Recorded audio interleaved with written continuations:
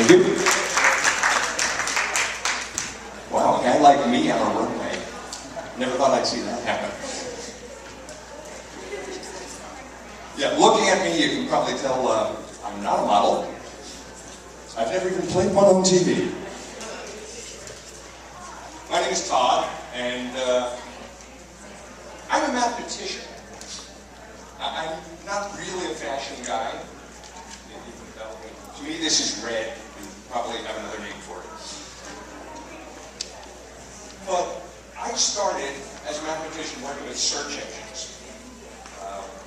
As I like to say, I got started in search engines when the guys at Google were still in high school. I'm an old man. But from there, I kind of ended up on the marketing side of things. I became a search engine optimization marketer, and I was really happy doing that. I was the guy sitting in a dark room in the corner in my t-shirt and jeans, never meeting anyone, just crunching numbers. I've lost you all already. But eventually, I learned that in order to get new clients, I had to get out there and network. And it just happened that I started looking at networking and getting my name out there about the time social media started happening. And I said, cool, here's a way I can go out and network with people and meet them and interact with them without actually having to go out in public. And I said, this is just really cool. And at the time there was this little site called LinkedIn. Anyone use LinkedIn? Okay. If you use LinkedIn, you may know who I am. I am I believe this morning I was the 40th most connected person on the planet. To give you a rough idea, Barack Obama, you may have heard of him, he's number 51. So, I think I know a little something about how to make that work. And then from there I got into Facebook. I got into Facebook about the time that they opened it up and you didn't have to be a high school kid or a college kid to use it. And my wife didn't quite get that. So I set up a Facebook account and my wife said, you know they're going to come and arrest you. Because I was the dirty old man on Facebook. I said, no, really, it's good for business. And she still didn't see it until it started bringing in dollars. And for the longest time, I put off Twitter. Because I'm not that interesting. I don't have things to say. You know, people say, you should blog. I'm a mathematician, I'm not a writer. Well, Twitter is like blogging, it's only 140 characters. Yeah, I don't even have 140 characters worth of stuff to say. But all of these things are useful for getting your name out there. And basically, that's what you're looking to do. You heard today a couple people say network, network, network. Social media is just networking. It's networking with people you know to begin with. And with a bit of luck, networking with total strangers. Now, I know when you're growing up, your mother always told you, never speak to strangers. You're all wonderful people. I'm sure your mothers are lovely women, but they lie. Talk to strangers. I'm doing it right now. I'm doing it for a living, which is a little bizarre because, again, I don't like people. I'm a mathematician. I like numbers. Numbers always do what you want them to do. People don't. So, in the fashion industry, you say, God, how do you do it? And, well, I've learned a couple of things because I stumbled into the fashion industry kind of in a roundabout way. I had sold my consulting practice on the East Coast and was looking for some place warmer to live because we were really tired of winter. And I got offered a job as director of marketing at a men's neckwear company. Okay, that's, I wear ties when I have to. And turns out that this is a huge business. Business is called Wild Attire and does, when I started there, about $3 million a year selling ties online. When I left, they were doing about $5 million a year selling ties online. And it was all about just reaching out. And you say, all right, how do you market neckties, period, let alone online? So, well, we have to find who the market is. So on LinkedIn, I set up a group, the Well-Dressed Professionals. And I sat there in my t-shirt and jeans, crunching numbers in the dark room, and this group started to grow. And it grew and it grew, and now it's a couple of thousand members. Because the Well-Dressed Professionals group is for people who don't believe in Casual Friday. That's people who wear ties. So you set up this group and you're networking, and as the organizer of a group, you're the expert. Not only are you the expert, but sometimes these things take on a life of their own. Picture this. Me, in my office, which was, I kid you not, under the stairs, in my t-shirt and jeans, and the phone rings, and it's the Wall Street Journal, asking me for fashion advice. Wear a tie? I don't know. So I was able to refer them to somebody else in the business who could answer the question a little better. But this is the internet. Nobody knows I'm wearing t-shirt and jeans. You're creating your image. What's fashion about? Creating image. There's an old cartoon that shows a picture of a dog sitting at a keyboard. And the caption reads, on the internet, nobody knows you're a dog. Okay, nobody knows I'm a t-shirt and jeans guy. And I was perfectly happy working in my dark closet under the stairs. And then a company from the Silicon Valley area called me and lured me away. A little company called Like.com. Anybody familiar with them? They are, well, they recently got acquired by a slightly larger company you probably did hear of, Google. Anyone? Like.com was a search engine for fashion. Cool idea. See a pair of shoes you like? But you don't like the color, or you only like the heel on it, you draw a little box around it, and it goes off and it finds other things, just like it. Other shoes with that color, or that heel, or that toe. And they made me an offer I couldn't refuse, so I turned to my wife and I said, guess what? We're moving to Silicon Valley. And I ran a big piece of the marketing there. And while I was there, I said, okay, how do I reach out to fashion people? So I established a little group called Fashion Retailers on LinkedIn. Now, that has a slightly larger reach than Well-Dressed Professionals. That group, let's see, last time I checked the numbers was about a week ago, and it's about 10 or 11,000 members. And again, as the organizer, everybody thinks you're the expert. So if you take nothing else from this, start a group.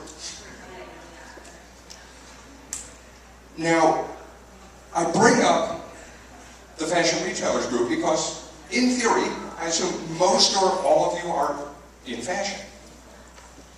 Here's a great way to network from the privacy of your own home with 10,000 other people in the industry. You have a question? Ask it to the group. No matter how bizarre and niche a question you've got, with 10,000 members, there's a good chance at least one of them may know exactly what you're talking about and be able to answer. If you're just starting out in the industry, you're asking intelligent questions, your name is being seen by 10,000 people in the industry who have their own connections, who can help you network. And if you ask a really good question, sometimes questions will take on a life of their own. And they'll say, you know, that's a great question. I've got a blog. Let me refer you to the blog. And now your name is out there. Or if you've got a lookbook that you've developed, don't be afraid to get out in a group like this and say, hey, you know, here's my lookbook. Looking for some feedback. Well, out of that 10,000 members, what do you think the odds are of there being at least one person who looks at it? Well, it's 1% look at your lookbook. That's 100 people. That's not too bad. Now, you've got 100 people looking at it. Let's say 1% of those thinks it's really good and wants to talk more. Well, that's one person, but how many people do you need to hire you?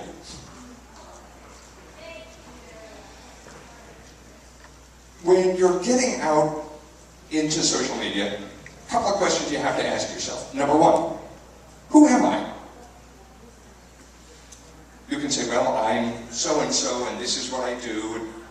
But the same way they tell you, don't dress for the job you have, dress for the job you want. Don't put yourself out there as necessarily who you are, but who you intend to be. Because if you say, I'm a student and, you know, I'm learning. Well, you know, I mean, yes, you'll get people who are going to say, all right, you're a student, great, here's some advice. But if you say, I'm a designer, I've got my own line that I've been working on, you're still a student, but that's not the piece you're putting out. You're putting out who you plan to be. And that's the way people are going to see you. Remember, on the internet, no one knows you're a dog. The other question you have to ask is, who are you looking to speak to? And you say, well, you know, I design shoes. So anybody with feet is my market, right? Well, no. Because are you designing athletic footwear? Are you designing pumps? Are you designing gladiator sandals? My wife is really disturbed that I know what a gladiator sandal is, by the way.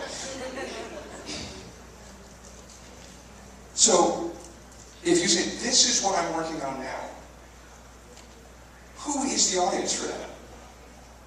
And then you have to be where the audience is. You can stand on a mountaintop and yell to the world, I'm here! But if nobody else is anywhere near that mountain, it doesn't do you much good. Now, that doesn't necessarily mean go stand on a street corner and yell, I'm here! Because then, you know, the police come and they lock you up. And not the way you want to spend your Tuesday. But place yourself where your customers are going to be. And your customer doesn't have to be somebody who's buying the shoes. It can be a purchasing agent. It can be another designer who says, wow, you know, I've got some evening wear that I've been designing and that footwear would go just right with it. And make sure that you are there. Make sure you are where the customer is. So, for example, if you are doing high-end designer stuff, Twitter may not necessarily be the smartest avenue for you. But something like YouTube, maybe. If you have something that's bizarre enough that it catches on, you're viral. So picture this, if you will, a runway full of your shoes. And the camera's here, just focused on the shoes. And a video of just shoes walking up and down a runway. They're your shoes. Now, the models probably get really cranky, but they're models. Let's say you are a designer of activewear. Again, don't just show the activewear on a model like this. Show that activewear in use. Because the people who are interested in your inline skates, for example, they don't want to see them sitting on a shelf. They want to see, oh, these are the really cool stunts I can do with the inline skates. Or this is whatever. And if you are in the right place to talk to your crowd at the right time and just funky enough or just right enough, you can go viral. And going viral is wild. You've heard me mention my wife. My wife and I actually have a viral video.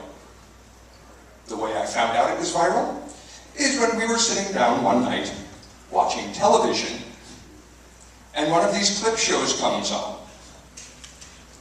And it's our wedding video. I had actually gone into the kitchen to get something to drink, and I hear, "Ah!" I come running in, and yes, there is a comic on VH1 making fun of our wedding video. We got married in Vegas. I'm an ex-stand-up comic, my wife is an ex-stand-up comic. We couldn't do a normal wedding, so the one movie that we had first seen together and enjoyed was Austin Powers. So yes, we had an Austin Powers themed wedding in Vegas.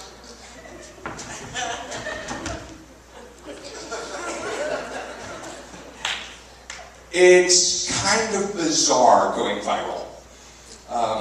You hear from people who have absolutely nothing better to do with their lives and make fun of you. But I also heard from the kid who lived next door to me when I was 4. Because the video came across, he goes, "I know that name. Is this the same Colin Hirschberg who lived on Ingersoll Road?" Yeah. Now, I'm not saying that you should all go to Vegas and get married and have people make fun of you. But in theory, this is a room full of fairly creative people. Anyone here not creative? Okay. Come up with something that your audience is going to like.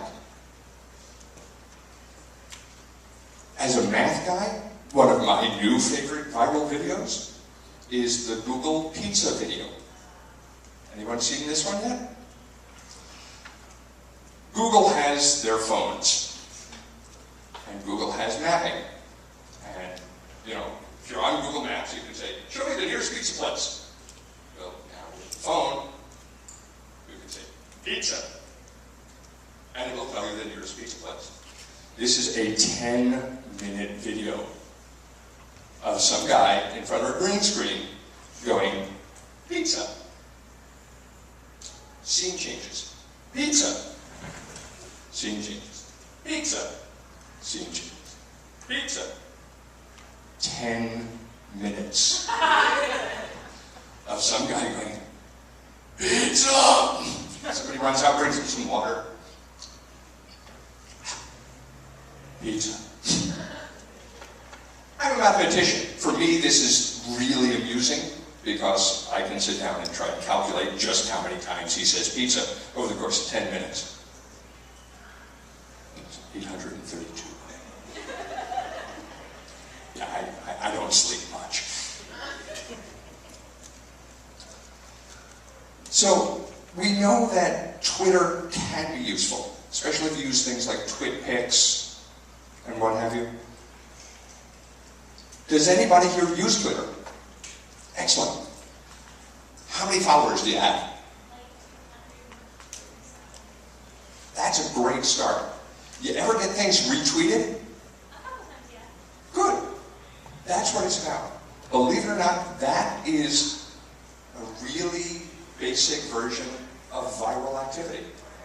If you put out something really cool to your friends, then they think it's cool. They have friends they'll share it with. And the next thing you know, you've got reach. You're reaching people who didn't know you existed. And that's kind of cool. It doesn't have to be pizza.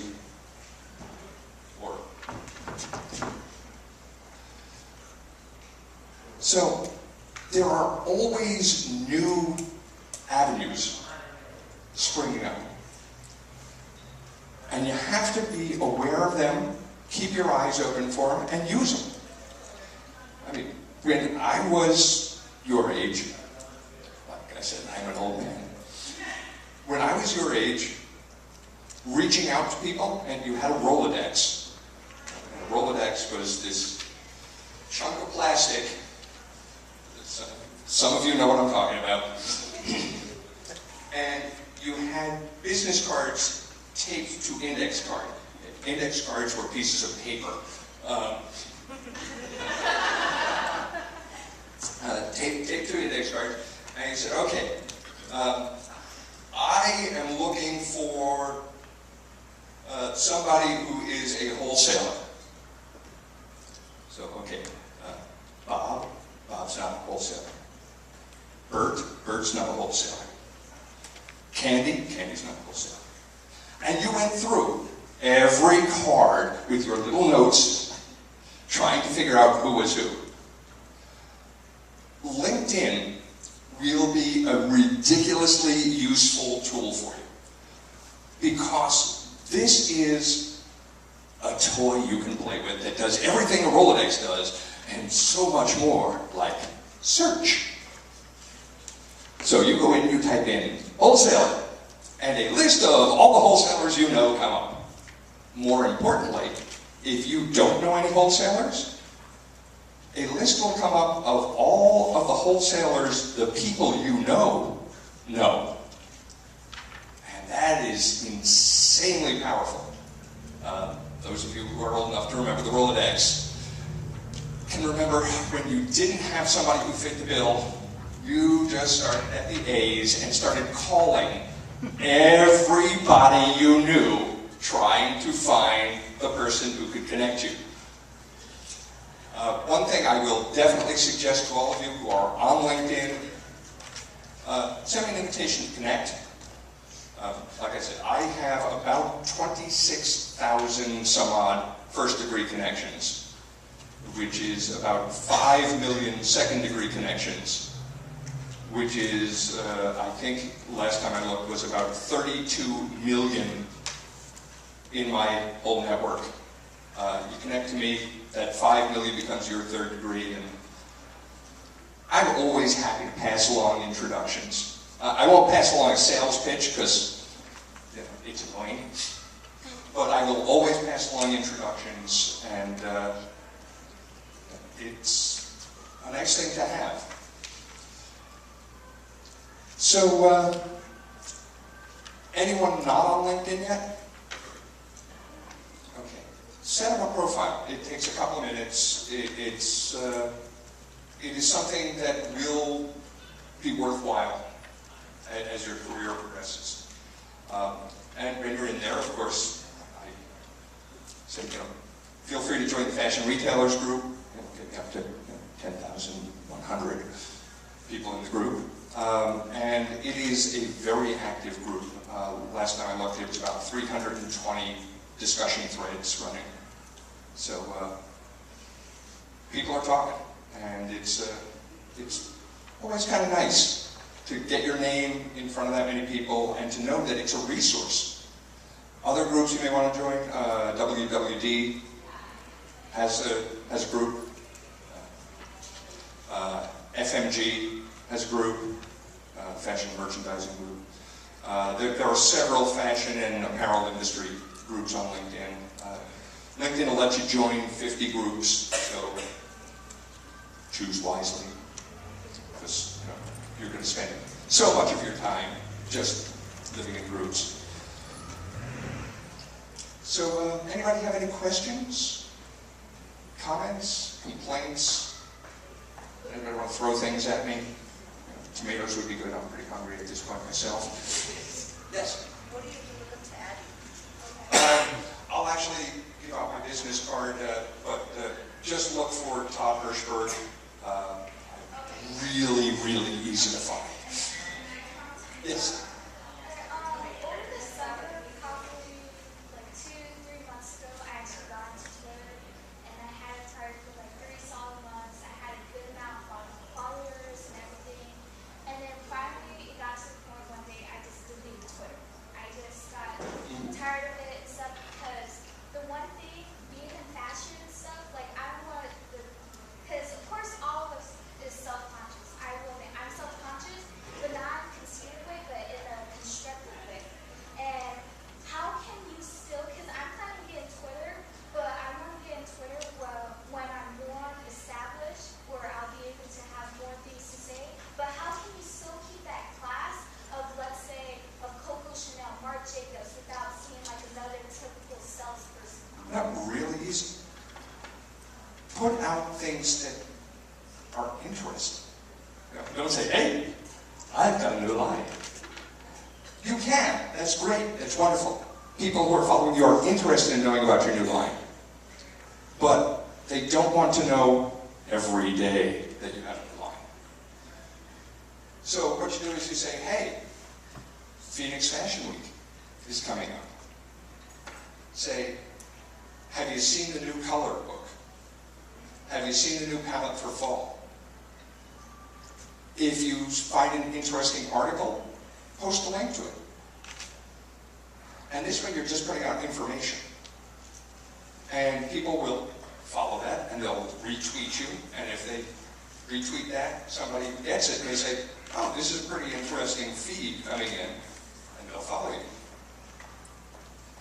And now you've built a following, so that when you do say, hey, come check out my new line, now you've got a number of people who hear that who normally might not have. Now, 2 things about me. I am cheap and I am lazy. So if there is a cost-effective or time-efficient way of doing something, I will probably find it. Now, I have a Twitter account. I think I look at it maybe once a month. But I post to it every day. Because what I do is I update my status on LinkedIn. And I've got my LinkedIn status tied to Twitter. So when I type that in, it updates Twitter. And then I get really lazy. Because I have set my Facebook to pull my Twitter feed. So all I have to do is type once. And I've got a unified message going out to people no matter which way they're following me. Yeah, I'm lazy. I'm really lazy. A unified message is a useful tool because you're building your brand. Everybody knows about the value of building a brand, right? Consistent messaging is a big part of that. Make sure that the message you put out works with your brand rather than against it. I had an intern who was wondering why she was getting called in for interviews as she was leaving. And she was getting interviewed all the time, but was never getting a job offer. And it was because of the message she was putting out. She had her resume online. Great, not a problem if you're trying to find work. That's a perfectly valid way of doing it. And she had a link from there to her Facebook page, which had her topless on a beach like this. So yeah, all the guys in the office called her in for an interview for jobs that didn't exist because they just wanted to see the topless chick. Not good messaging. a consistent messaging, a positive message that you can put out is, like you said, rather than just your fashion line coming out, say, hey, here's an article I read in Women's Wear Daily. Make sure, if you're a shoe designer, make sure you're mostly posting items about shoes. And this way, people know that this whole message going out is shoe related. So if I'm a shoe person, I'm much more likely to follow you. And much more likely to pass that on to other shoe people I know. Yes?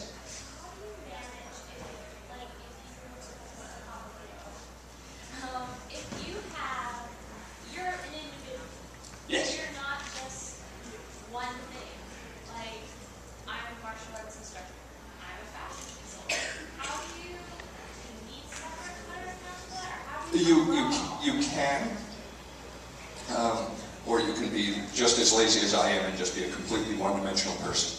No, you can, and people do set up separate accounts for each of these. And you can say, for this aspect of my life, I'm only going to use Facebook.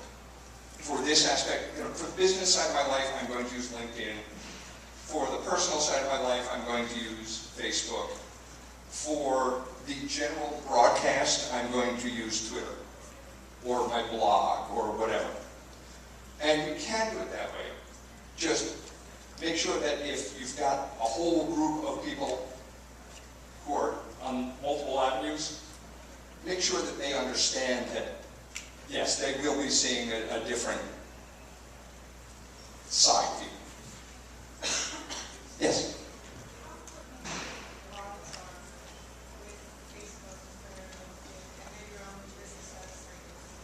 Right. From the search engine side of things, I'm going to put on my SEO hat here. Blogs are critical. Of course, you're hearing this from a person who's too lazy to write a blog. One of the things Google search algorithm looks at is how fresh the content on your site is and how relevant information on your site is to a given topic. So if you're blogging on a regular basis, you're keeping the freshness quote high, and you're also keeping, if you're staying on topic, you're adding value that way, especially if other people are picking up and pointing to your blog. Blogs should almost always be on your business website. Now, you can feel free to guest blog elsewhere. That's a pretty useful tool for building inbound links. But yeah, I'm a big proponent of keeping things on site. Yes? So we were talking about SEO before and inbound links and how those things in the website become social links count for that or not? Absolutely. About a month ago, or a little less than a month ago, you may have seen Google Instant, where as you're typing things, it's changing. If you'll take a look at the results, you'll actually see things from Twitter showing up in those results. It's a real-time algorithm that they're playing with, and it is going to be more important over time. But that doesn't mean go out and, every 5 minutes put something out. But try to post something at least once or twice a day. Keep the freshness really high. Is it only Twitter or? Oh no, they'll read LinkedIn. In fact, if you search for my name, I think my LinkedIn profile comes up as the second or third result. Facebook, not as much, because it's very easy to set your privacy levels to prohibit Google from seeing it. But if you've got your profile set wide open, Google may or may not, depending on your day of the week, find your Facebook. Does MySpace count anymore? I have some friends who work there, so I want to say yes, but no. If you are in the music industry, yes, it has value. If you are under 13, I kid you not, Their demographic is really the sub-13 crowd. I think it makes up like 9 or 10% of their base. So that makes it very hard for Google to legally index. And YouTube, sorry, and YouTube, because Google owns YouTube, Yes, YouTube is ridiculously easy to get indexed at Google. You upload something, it happens, which is how I went in video. But, any venue that's a good fit for your products, do it. Or your services, if you're a stylist. Make sure that you've got visibility in every niche that's a good fit. If your audience is there, be there. Because even if Google doesn't pick it up, your audience is there. You want it to be found, so go where your audience is. Yes?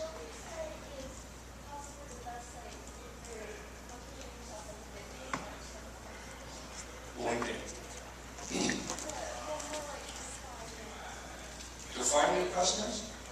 Oh.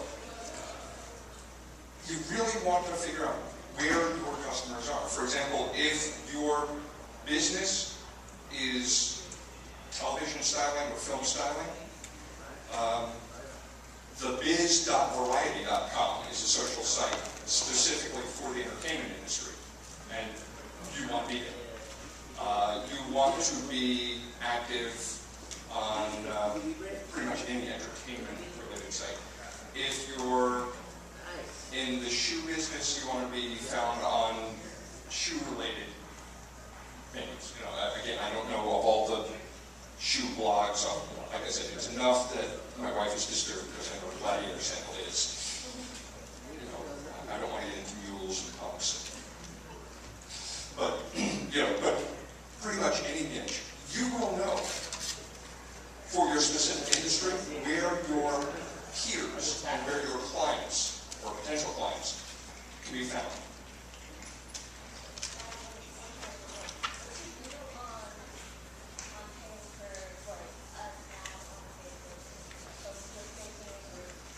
Facebook ads are notoriously low converting. They're dirt cheap, but there's a reason for them being dirt cheap. You can theoretically target, but unless you've got some real intelligent systems behind it, for example, when we were at Light, we had ads that we were running on Facebook, but they were pretty high tech. It was, our advertising engine was taking a look at your profile photo, figuring out what articles of clothing were in that picture, and showing you ads for similar things. If you're just putting up shoes, it may or may not be a good fit for you. It may or may not convert well. Your mileage may vary. Yes? Just to piggyback off of that, Google pay-per-click, how does that compare? Oh, I'm a big fan of that. When you're taking a look at Google AdWords, you can really refine it. Make sure you know what you're doing. They're constantly giving out $100 to experiment with. Take one of those, set up an account, play with it. It's free advertising for that $100. Now, if you're in the casino business, that $100 will last you maybe about 3 seconds, because each of those clicks runs about $10, $12. If you've got a narrow niche and you're willing to go long tail searches are ones that are have a great number of words to it. So rather than shoes, you're saying purple size 9 Adidas sneakers. Well, first of all, the competition on that is going to be really low, so you may be able to get it for 10 cents per click. The volume across that particular search is also going to be really low, so you may not get many clicks on it. But somebody who is searching for purple size 9 Adidas sneakers, they've got their credit card out. They're ready to make that purchase, as opposed to bidding on shoes, where, for all you know, somebody's looking for brake shoes.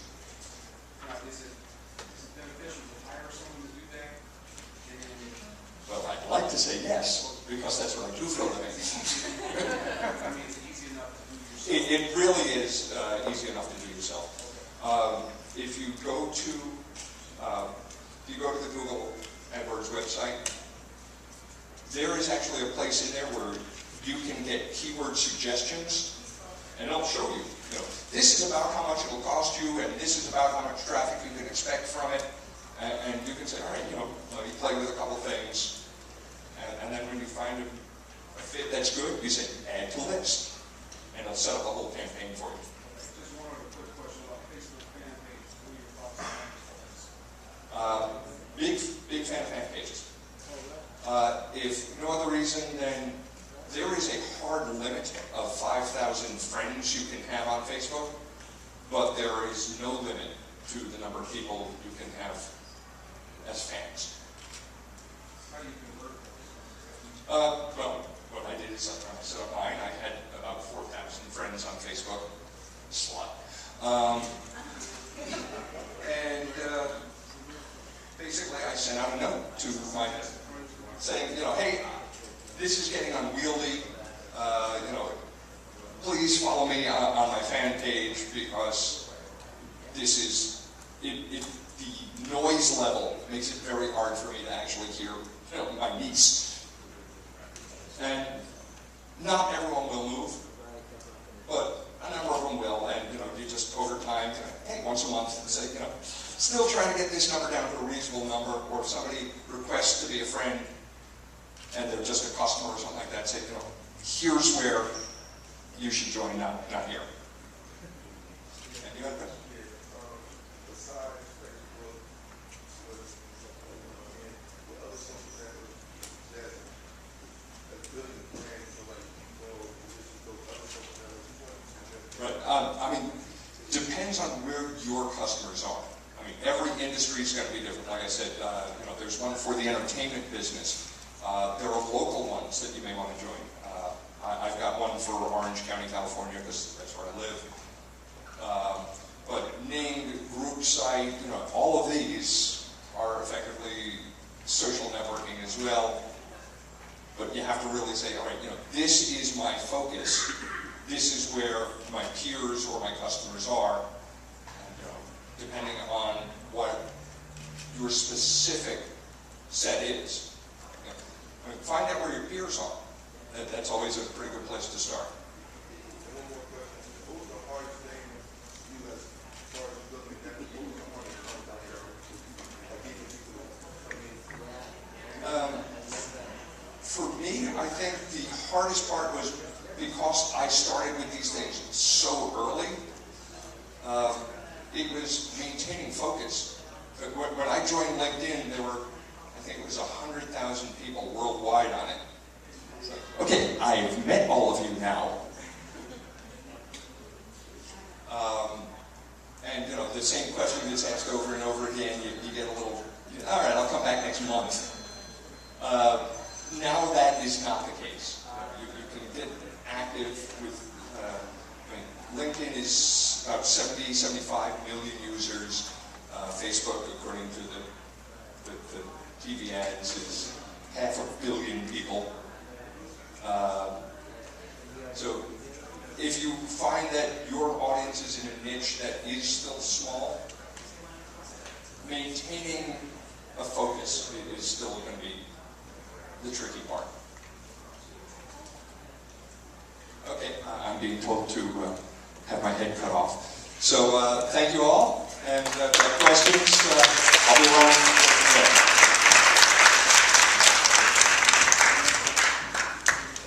Thank you, Todd. I'll be around if you have questions, so he'll be here for the next few minutes. And now I'd like to invite you to Brian Hill, who is the Executive Director of Phoenix Fashion Week. Brian.